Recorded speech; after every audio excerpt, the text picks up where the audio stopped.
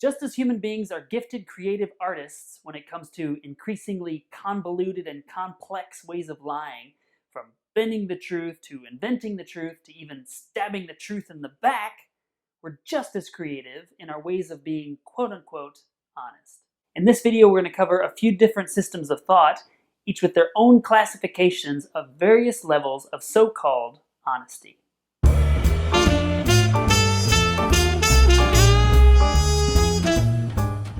Stephen Gaffney of Stephen Gaffney Company approaches honesty from a more corporate culture perspective and is interested in efficiency and problem solving in the workplace through open and honest communication.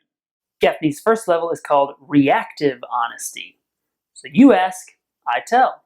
You don't ask, I won't tell. So this is also called withholding the truth or lying by omission.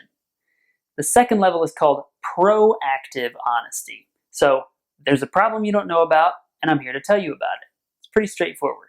And his third level takes it a step further. It's called foreshadowing honesty. So this is his gold standard.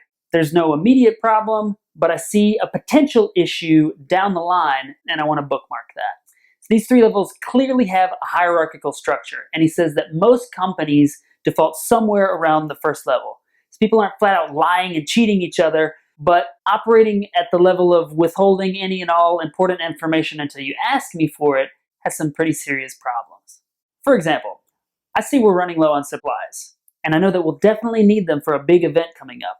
But hey, I'm not an event coordinator, nor am I in charge of inventory, so not in my job description, not my responsibility. Or I see a discrepancy in a contract, or a scheduling conflict. But again, not my department, I'm keeping my nose out of it. And the problem is quite clear. I have valuable information that I am withholding rather than bringing that info to light. And in both of these examples, if I were to be proactive rather than reactive about the information that I'm privy to, I could potentially save someone else a whole lot of headache and help the company overall operate much more smoothly. Gaffney says that companies operate at the level of foreshadowing honesty are the most efficient and productive and have the happiest and most fulfilled workforces. Gaffney also has a concept about fact-based communication versus opinion-based communication that closely parallels what we practice in radical honesty when we give more importance to what we see and hear in the real world and less importance to our ideas and opinions about those things. His approach is focused primarily on problem solving rather than personal growth, but I find it interesting that his methodology is similar and that he sometimes arrives at the same conclusions. And I think that his principles are easily transferable to relationships in general. His goal in a nutshell is getting the unsaid said. And on that note, Dr. Will SCHUTZ, author of The Human Element, writes that 80% of workplace issues are sourced back to a lack of open and honest communication. That's 4/5. And if you look at just about all bad TV drama, it's almost entirely centered around someone withholding important information. You'd be hard-pressed to find much drama in your own personal life, let alone on TV, that isn't heavily founded on secrets and lies. Confucius says there are 3 levels of honesty. Confucius, the 5th century BC Chinese philosopher and politician, had his own 3 levels of honesty, which also follow a hierarchical structure. Li is the most superficial level of honesty and is aimed at meeting one's surface desires. Basically, you recognize that honesty is the best policy when it comes to building organized societies, so you be honest. And as Gaffney points out, being honest is good for business. But at this level, you're being honest because it suits your own best interests. Deeper than Li is Yi, or righteousness. Rather than pursuing your own interests, you should do what is right and moral based on reciprocity.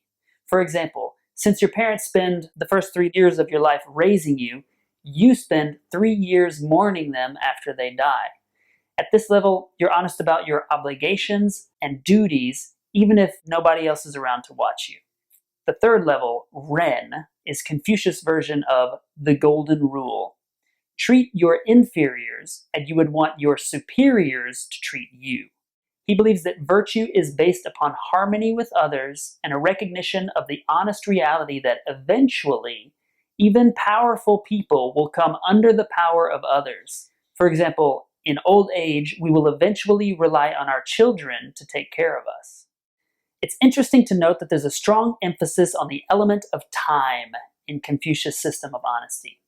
Acting to fulfill immediate desires is seen as bad, while considering your acts within the context of your entire lifetime is better. And considering future generations and venerating your ancestors is even better still. Finally, we have the 3 levels of radical honesty. The first level is called revealing the facts. At this level, we're revealing the facts about what we've done and clearing up lies from the past. Here, you tell your parents about the time that you stole the car, you tell your partner that you cheated on them, and you tell your friends that you lied when you told them that you thought that their screenplay was going to be a huge success. You're confronting and undoing the image that you've been selling to everyone about yourself.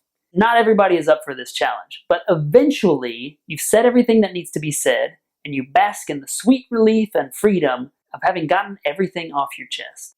The second level involves being honest about your current thoughts and feelings. You tell the truth about how you feel when you feel it, about what you think when you think it. You reveal your secret petty judgments and all the things that you normally hold in for fear of being judged or shamed or abandoned.